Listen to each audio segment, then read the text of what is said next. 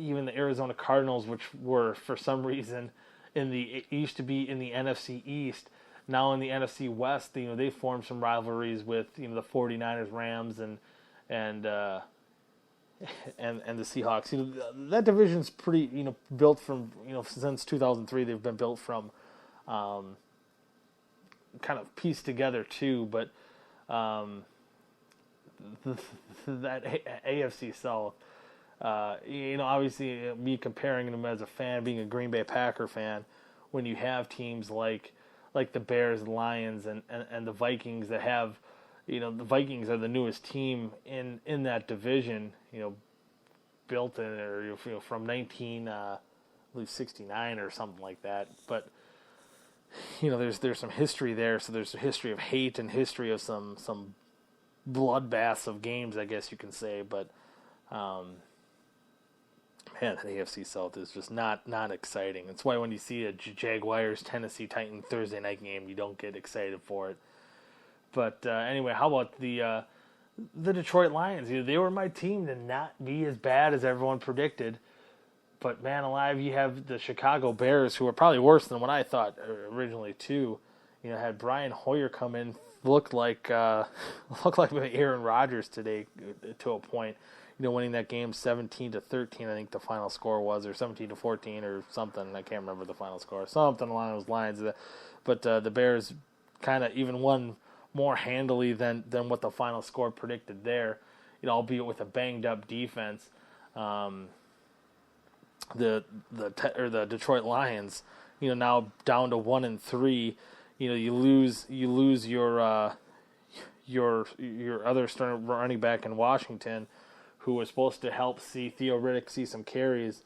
I think that hurt him quite a bit too this week. But off to a 1-3 start. Now the Lions join them at 1-3. They'll be slugfesting for last place in the NFC North soon enough. So I think we'll see in the NFC North. I think we'll see an exciting battle for the division lead, and we'll see exciting battle to prevent one of those teams from being out of the cellar.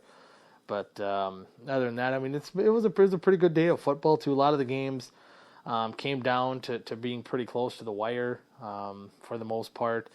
The Denver Broncos, game that stands out. Tonight's game when the Pittsburgh Steelers kind of had their redemption from last week's loss, and sometimes, hey, that happens. I mean, some of the people that I don't know how many people jumped off the Pittsburgh Steelers bandwagon after last week. Could be a mix of maybe we're looking at a Philadelphia Eagles team that is maybe a little bit more talented than we thought, and with the dysfunction of how dysfunctional things were, 1 year ago for the Philadelphia Eagles, even if they're not the most talented team out there, when you have a good coach, sometimes good things can happen from that as well. And maybe just an anomaly for the Pittsburgh Steelers coming out today, winning 43-14, just rolling over the Kansas City Chiefs. It was bad. Kind of quick talk about college football. It did go to the Michigan-Wisconsin game. Of course, Michigan winning that game 14-7. Wisconsin did fall in the polls to 11th. So, and that I think what the Badgers did this week, I had the concerns, you're playing against a higher-powered offense, which I think now that they actually met a high-powered defense, they got humbled a little bit this week versus Wisconsin. They had chances to put up, more chances to put up than the 14 points they did put up in the final score, but I think they weren't going to put up those 45 plus points that they usually put up this season. Actually, when they actually play somebody, as far as the Badgers offensively going, I don't know if Corey Clement is banged up yet or what it is. They just can't get the running game going. I think it puts a lot of pressure on a very mediocre passing game, and when that's the only thing going, when that's the only thing you can logistically do to move the ball, it's going to be hard because they know what to do, they know what's coming, and I think we've seen a little bit of that from Wisconsin. So hopefully something can get shored up in the running game. I don't know if it's the offensive line. I don't know if it's Corey Clement that's hurt, but something's not going right with the Badgers offense. But I still think that they showed that as a team overall, that they belong to be at least in the top 15. Even though even in a couple of weeks we might be seeing them lose to Ohio State, I don't think they'll drop out of the top 20 or even the top 25 or top 20. But we'll see what happens there. Maybe a week's rest, get Corey Clement maybe a little bit more healthy, get some more work with this young offensive line, get them gelling together a little bit better. Things will go good. But for a team that I think between all the people that voted in the polls, they were kind of spread around from even after the win against Michigan State, some had them ranked as low as 17. I think they did earn a lot of respect of what they did going into the Big House in Ann Arbor, and putting up a pretty big fight, albeit in a classic Big Ten slugfest. Not an exciting slugfest by any means, but getting that job done. As far as that concerned, really surprised that I think Washington was favored on Friday night.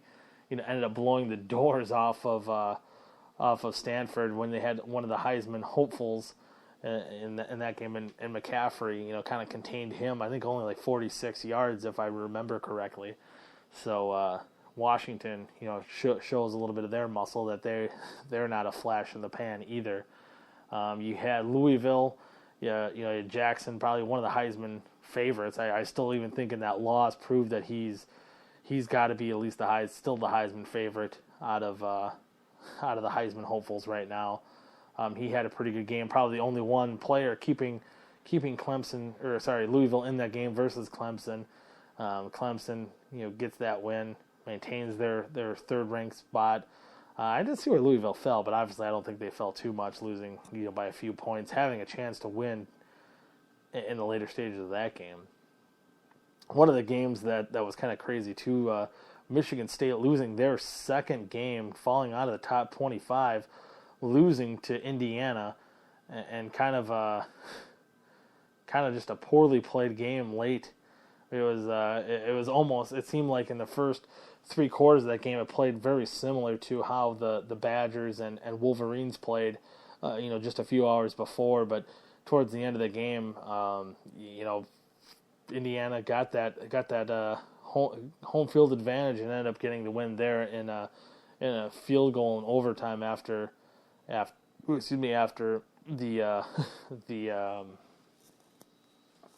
Spartans failed to capitalize on that. But and that pretty crazy weekend in college football. As far as NASCAR is concerned, they had the Xfinity race this morning before the Cup race after it was rained out on Saturday. Daniel Suarez won that race, and then Toyota sweeping the day as Martin Truex Jr. wins by the largest margin all season, 7 seconds. Martin Truex wins the race wins his second win in the chase so far out of the 3 races. He's won 2 of them, and then they go next week to Charlotte where he put on that dominant showing in the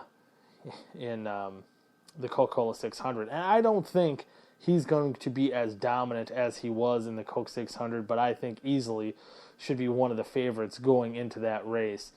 And just right off the bat, once again clinching his spot going into the round of 8.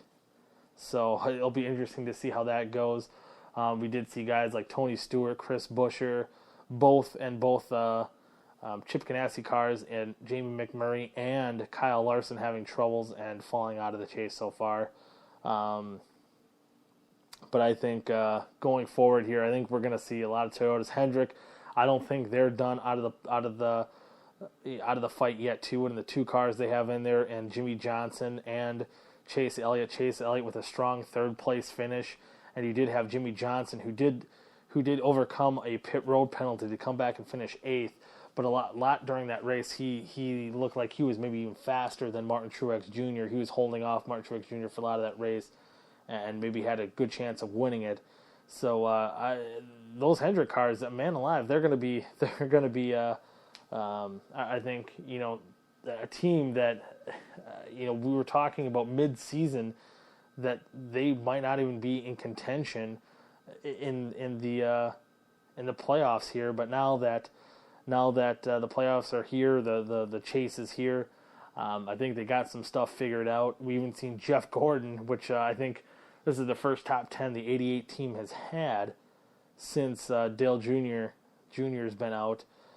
So we've seen better runs out of him. Casey Kane, who's struggled all year too, he's been running close to the top 10 and in the top 10, since the chase started. So I think at the Hendrick organization as a whole, they're getting closer to being back to where they usually are. So they might put up a fight. They might give some of these Gibbs Toyotas a fight and the Front Row Motorsports team a fight.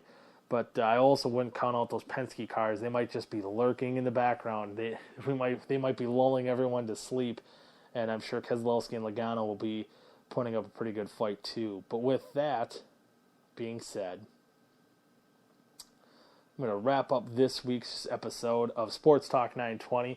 And this is kind of a weird show here because we're kind of almost into, I started the show I think a few minutes before midnight, so technically I did start this into last week. I mean, I don't know, Monday or Sunday is technically this week or whatever you want to call it. But we'll have this week's episode of Sports Talk 920. Maybe later on in the week we're talking preliminary, getting Rudy back on again on a Thursday or Friday. So you can follow us all week long. We'll let you know. But you follow us all week long on our Facebook page at facebook.com/ST920 and on Twitter at ST920 at twitter.com. And, of course, our blog, you can see who's leading in the NASCAR pick'em standings. Right now, Jimmy, the clock is still, the broken clock is still striking midnight right now and still correct. He's the points leader, but you can check that. And our Madden simulator that we have each week is on there as well. You can check that out on our blog at sportstalk920.blogspot.com. Other than that, until next time, I'm Mike Goodman. Thank you all for listening to this week's episode of Sports Talk 920. Good night now.